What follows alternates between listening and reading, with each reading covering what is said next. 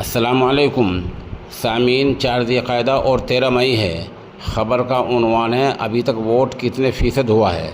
Election commission سے جاری web site کے مطابق آج 3 بجے تک لگ بھگ 52.60% ووٹنگ ہوئی ہے، جس کا مطلب یہ ہے کہ صبح جن چینلوں نے جھوٹ بولا تھا کہ بمپر ووٹنگ ہو رہی ہے وہ نہیں ہو رہی ہے۔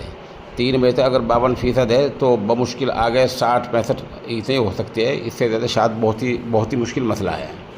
دوسرے کہ اڈیشہ ہے اور کانپور کے علاقے ہیں، وہاں EVM خراب ہونے کی اطلاع ہے، لیکن چھوٹ پھوٹ معاملات کے علاوہ اور زیادہ کچھ نہیں ہوئی ہے۔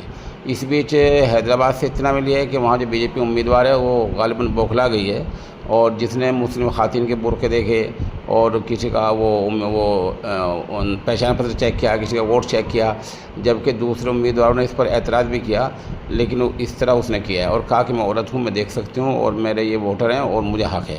اس طرح کی اطلاعات آئی ہیں۔ بہرحال ابھی تک جو 3 بجے تک جو اعداد شمار آئے ہیں وہ 52% کے ہیں۔